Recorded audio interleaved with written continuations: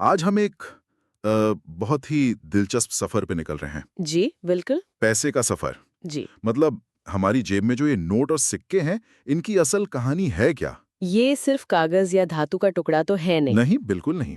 इसके पीछे तो हजारों साल का इतिहास है, विश्वास है और विकास छिपा है। हमारे पास जो स्रोत हैं, वो हमें प्राचीन काल के लेन-देन से लेकर आज के मॉडर्न रुपए तक की पूरी यात्रा पर ले जाते हैं। और ये समझना वाकई दिलचस्प है कि कैसे बस एक आइडिया, मूल्य के लेन-देन का आइडिया, समय के साथ इतना विकसित हो गया। ये सिर्फ एक आर्थिक कहानी नहीं है। नहीं, ये सभ्यताओं की, साम्राज्यों की और सबसे बढ़कर इंसानी भरोसे की कहानी है। आज हमारी कोशिश इसी जटिल यात्रा को थोड़ा सरल बनाने की है। तो चलिए शुरू करते हैं। सबसे पहले उस समय की बात करते हैं जो पैसा मतलब जैसा हम आज जानते हैं वैसा था ही नहीं। हम्म। लोग वस्तु विनिमय प्रणाली यानी बार्टर सिस्टम का इस्तेमाल करते थे। अनाज के बदले मवेशी या औजारों के बदले कपड़े। सुनने में तो बड़ा सीधा साधा लगता है। हाँ, और शुरुआत में ये काम करता भी था। जब तक समाज छोटा था, गांव थे, सब एक दूसरे को जानते थे। तब तक तो ठीक था। लेकिन जैसे जैसे समाज बड़ा और जटिल होता गया, ये सिस्टम प्रैक्टिकल नहीं रहा। सोचकर देखिए, आपको जूते चाहिए और आपके पास देने के लिए सिर्फ गेहूं है। ठीक है। पर जो मोची है, उसे गेहूं चाहिए ही नहीं, उसे तो शायद मिट्टी के बर्तन चाहिए। इसे जरूरतों का दोहरा संयोग न होना कहते हैं। अच्छा थी। अब आप क्या करेंगे? बिल्कुल। इसी समस्या ने कमोडिटी मनी को जन्म दिया। मतलब लोगों ने कुछ ऐसी चीजों को मूल्य का आधार मान लिया जो सबको चाहिए होती थी। जैसे? जैसे मवेशी, अनाज या कहीं कहीं तो सीपियों को भी मुद्रा की तरह इस्तेमाल किया जाने लगा। लेकिन इसमें भी तो दिक्कतें रही होंगी। मतलब अगर मुद्रा एक गाय है, तो क्या आप दुकान पर आधी गाय देकर छोटा मोटा सामान खरीद सकते हैं? हाँ हाँ, बिल्कुल सही सवाल है। या अनाज तो खराब भी हो सकता है। ये व्यवस्था भी बहुत टिकाऊ तो नहीं लगती। यही इसकी सबसे बड़ी कमजोरियां थीं।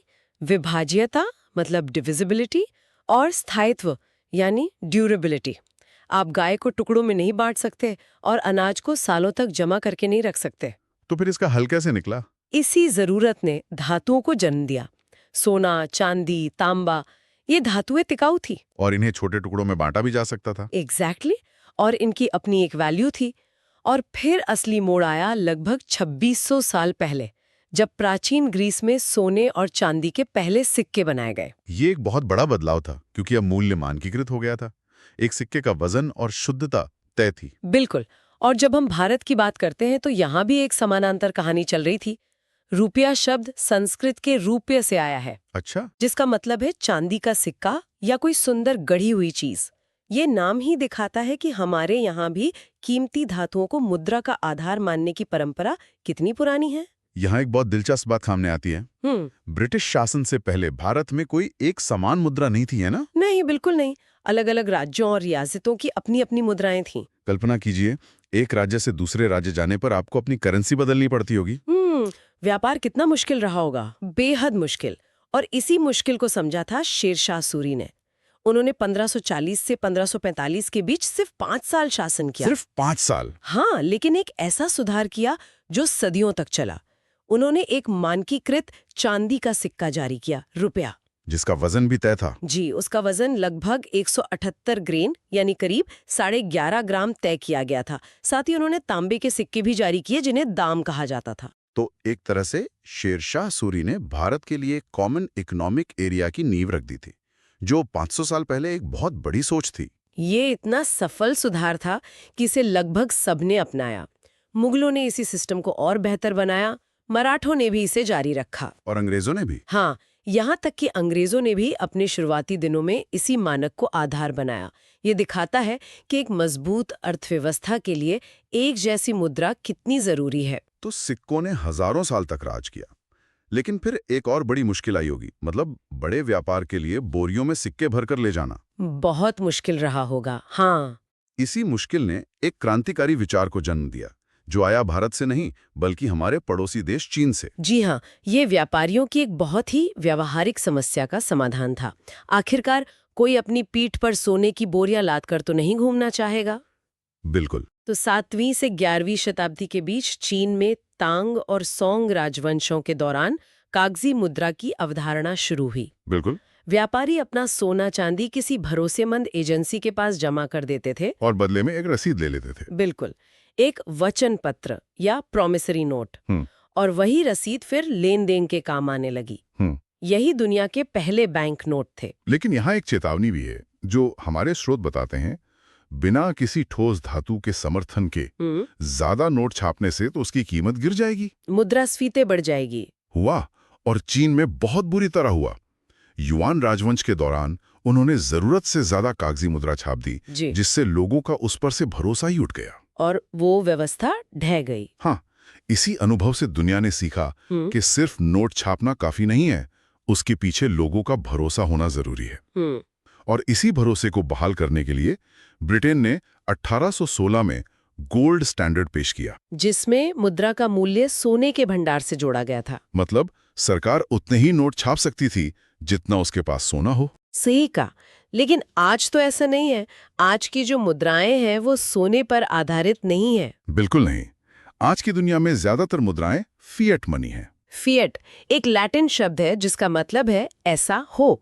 ये मुद्रा किसी सोने या चांदी पर नहीं, बल्कि सरकार में जनता के विश्वास पर टिकी है। सरकार कहती है कि इस कागज के टुकड़े का मूल्य है और हम सब उस पर यकीन करते हैं। ये भरोसे की एक बहुत बड़ी छलांग है, एक ठोस चीज से हटकर एक संस्था पर विश्वास करना। तो भारत में कागजी नोटों का आगमन कैसे हुआ? भारत में पहला कागजी नोट 1770 में बैंक ऑफ हिंदुस्तान कलकत्ता ने जारी किया था। अच्छा, तो ये एक निजी बैंक था? हाँ, ये शुरुआती निजी प्रयास थे।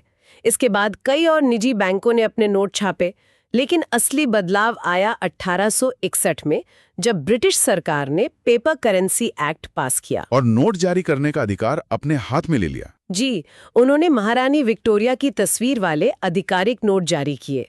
ये एक एकीकृत प्रणाली की ओर एक बड़ा कदम था। और फिर आया भारतीय मुद्रा के इतिहास का सबसे बड़ा मील का पत्थर, 1 अप्रैल 1935 को भारतीय रिजर्व बैंक यानी आरबीआई की स्थापना।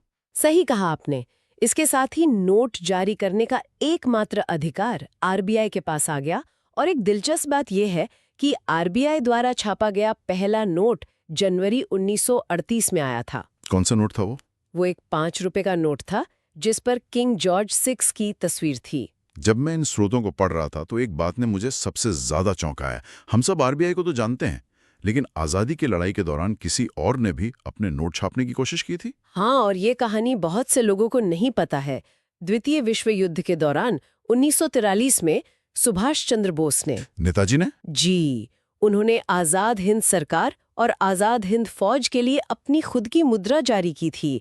आजाद हिंद बैंक ने ये नोट छापे थे जिन पर जय हिंद लिखा होता था। ये तो कमाल की बात है। ये सिर्फ पैसे छापना नहीं था, ये तो ब्रिटिश शासन के खिलाफ अपनी संप्रभुता का, अपनी सॉवरेनिटी का ऐलान था। बिल्कुल, ये दिखाता है कि मुद्रा असल में एक वैचारिक हथियार भी हो सकती है। आजाद हिंद बैंक के नोट चलाकर बोस असल में कह रहे थे, हम सिर्फ एक कल्पना नहीं है, हम एक राष्ट्र हैं जिसकी अपनी अर्थव्यवस्था है। तो ये कागज का एक टुकड़ा होते हुए भी ब्रिटिश राज के अधिकार को सीधी चुनौती थी। हाँ, हालांकि ये मुद्रा कभी आम चलन में नहीं आ सकी, लेकिन ये स्वतंत्रता संग्राम का एक बहुत शक्तिशाली प्रतीक बन गई। आजादी के बाद जाहिर है नोटों से ब्रिटिश राजा की तस्वीर हटा दी गई। हाँ, उसकी जगह सारनाथ के अशोक स्तंभ को अपनाया गया, जो भारत की प्राचीन विरासत, शांति और शक्ति का प्रतीक है। एक और रोचक जानकारी यह है कि 1950 के दशक तक भारतीय रुपया सिर्फ भारत में ही नहीं बल्कि कई और देशों में भी चलता था। जी, कुवैत, कतर, बहरीन और ओमान जैसे खाड़ी देशों में भी ये आधिकारिक मुद्रा था। ये तो बहुत दिलचस्प है। तो मतलब उन देशों की अपनी मुद्रा नहीं थी, वे पूरी तरह से भारतीय रुपये पर निर्भर थे। अपने विदेशी व्यापार और लोकल लेन देन के लिए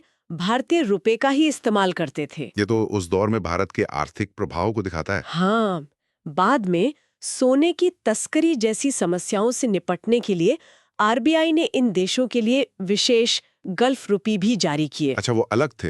ये नोट दिखने में भारतीय रुपए जैसे ही थे, लेकिन इनका रंग अलग था और ये सिर्फ खाड़ी देशों में ही चलते थे।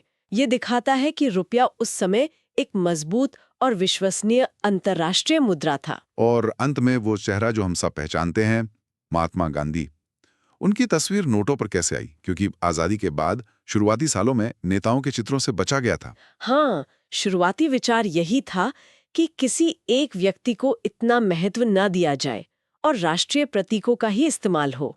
गांधी जी की तस्वीर पहली बार उनकी जन्म शताब्दी पर 1969 में स्मारक नोटों पर आई थी। लेकिन वो रेगुलर नोट नहीं थे। नहीं, फिर 1987 में 500 रुपए के नोट पर उनकी तस्वीर छापी गई, लेकिन असली बदलाव आया 1996 में। तब क्या हुआ? तब आरबीआई ने आधिकारिक तौर पर महात्मा गांधी सीरीज को अपनाया और तब से सभी नोटों पर उनकी ही तस्वीर होती है। इसके पीछे क्या सोच थी? सोच ये थी कि गांधी जी राष्ट्रीय एकता और अहिंसा के ऐसे प्रतीक हैं जिन्हें पूरा देश बिना किसी विवाद के सम्मान देता है। वो किसी एक क्षेत्र या समुदाय के नहीं, बल्कि पूरे भारत के राष्ट्रपिता हैं। तो उनकी तस्वीर नोट पर होना देश के मूल्यों का प्रतिनिधित्व करता है। बिल्कुल, और आज के नोटों पर तो 17 भारतीय भाषाओं में उसका मूल्य लिखा होता है। हाँ, अशोक स्तंभ और आरबीआई गवर्नर के हस्ताक्षर के साथ। हर नोट अपने आप में एक छोटा सा भारत है। सही कहा। ये डिजाइन सिर्फ सुरक्षा के लिए नहीं है, बल्कि ये देश की सांस्कृतिक और भाषाई विविधता का सम्मान भी करता है। तो ये थी हमारी मुद्रा की कहानी। अनाज और मवेशियों के लेन देन से शुरू होकर शेरशाह सूरी के चांदी के सिक्के, चीन के कागजी आविष्कार और आज के गांधी जी की तस्वीर वाले रुपए तक। क्या शानदार सफर रहा है। ये यात्रा हमें यही दिखाती है कि पैसा केवल एक वस्तु नहीं है, ये एक समझौता है, एक सामाजिक अनुबंध है जो पूरी तरह से विश्वास पर टिका है। विश्वास पर। चाहे वो सोने में विश्वास हो या सरकार की गारंटी में। जब तक हम सब मानते हैं कि एक कागज के टुकड़े का कोई मूल्य है, तब तक उसका मूल्य बना रहता है। अगली बार जब कोई नोट हाथ में हो तो एक पल के लिए सोचिएगा, हम उस कागज के टुकड़े को मूल्यवान क्यों मानते हैं? क्या इसका मूल्य उस कागज या स्याही में है, या हमारे उस सामूहिक विश्वास में है कि दुकान वाला, सब्जी वाला और हर कोई इसे उतना ही मूल्यवान मानेगा जितना हम मानते हैं? ये सवाल हमें पैसे के असली सार के बारे में सोचने पर मजबूर करता है।